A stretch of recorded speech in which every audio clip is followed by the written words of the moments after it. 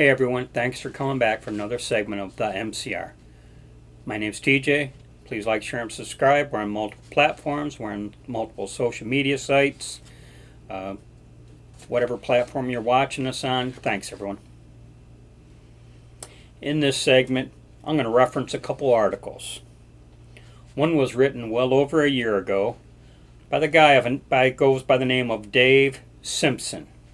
He's a Wyoming resident columnist for the local paper there in that area. And then there's another article I'm going to reference, at least in part, not the whole thing, and I'll explain why here in a bit. But another article was released last week in the Wall Street by a guy by the name of Barton Swain. And obviously the one by Barton Swain, to read the entire article requires you, there's a paywall. So all you get to read is the first paragraph. But the first paragraph, written by Barton Swain, is profound. But let's start with Dave Simpson, an article that he wrote about, 14, 15 months ago. Okay? I'm not going to read the whole article. I'm just going to read parts of it. He was commenting and lamenting the state of affairs in this country. And he closes his column with a rhetorical question, which goes to the very heart of the other article just released last week. Early in this article of Dave Simpson's, he writes, multiple times I have seen reports from the Texas border featuring local sheriffs lamenting the flood of immigrants surging across the border onto ranches and into their jurisdictions. In the next paragraph he writes, in parentheses, I once interviewed a university chancellor from Nebraska and made the mistake of referring to illegal aliens. You'd have thought I reached across the table and slapped him in the face. He was shocked at my craven insensitivity. Tisk, tisk. Further in the article, he writes, when politicians who are already $28 trillion in debt ask, how are we going to pay for additional spending? Try not to laugh. Follows it with, imagine scrimping and saving all your life so your kid could someday go to a fancy Ivy League college like Yale. In the next paragraph, he writes, imagine picking up your local paper and reading about the New York psychiatrist who gave a lecture at a Yale symposium titled The Psychopathic Problem of the White Mind, in which she said, I had fantasies of unloading a revolver into the head of any white person that got in my way, burying their body, and wiping my bloody hands as I walked away, relatively guiltless, with a bounce in my step. Further down, Mr. Simpson writes, keeping it straight, who wanted to be called they, them, instead of he, she, would have made a tough job tougher. Good luck to the young editors out there.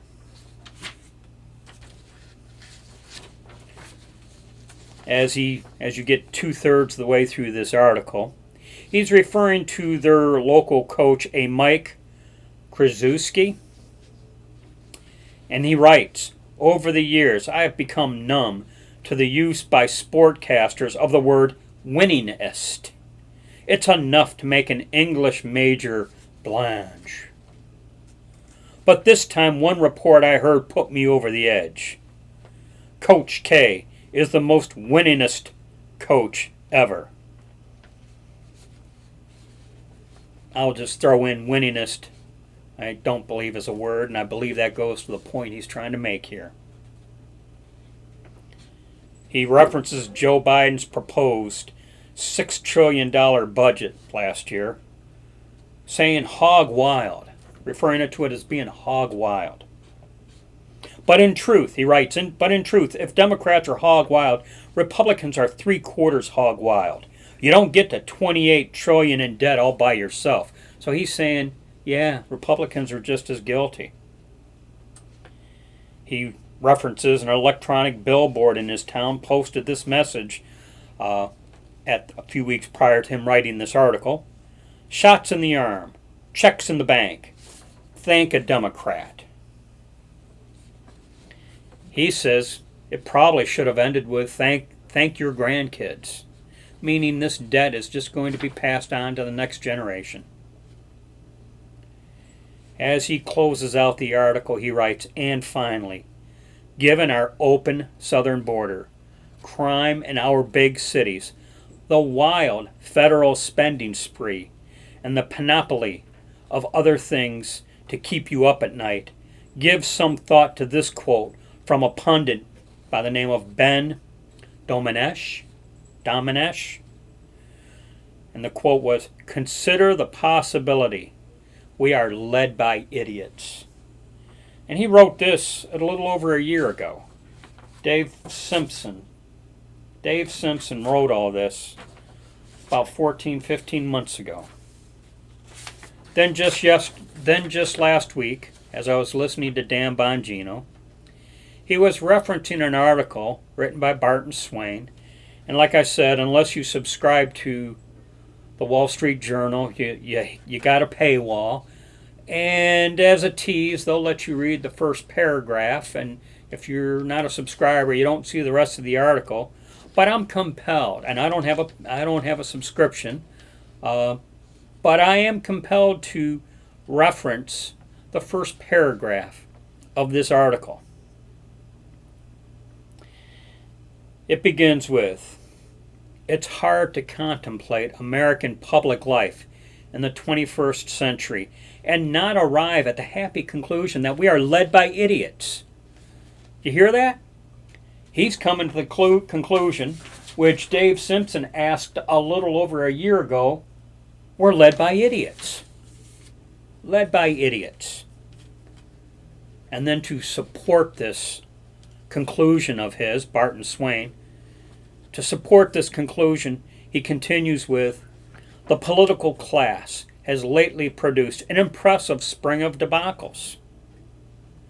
The Afghanistan pullout, the urban crime waves, easily foreseen inflation, mayhem at the southern border, a self-generated energy crisis, a pandemic response that wrought little good and vast ruin.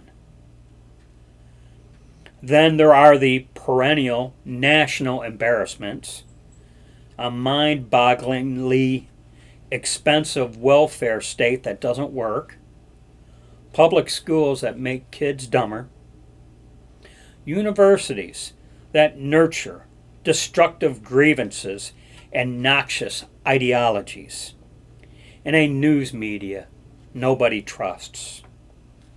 And so goes the first paragraph of Barton Swain's article in the Wall Street Journal from just last week. And I thought how interesting he, in his own words, supported what Dave Simpson wrote a little over a year ago. And there it is.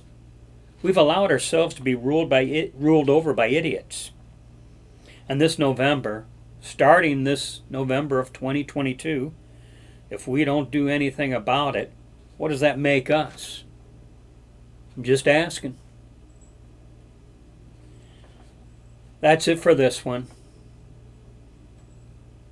And I'll catch you down the road, probably in a couple weeks. I'm not quite sure what our scheduling is going to be over the Labor Day weekend, but I'll see you in my next segment. Thanks for watching. Thanks everyone for your support. As always, be safe. Watch your six, and don't tread on me.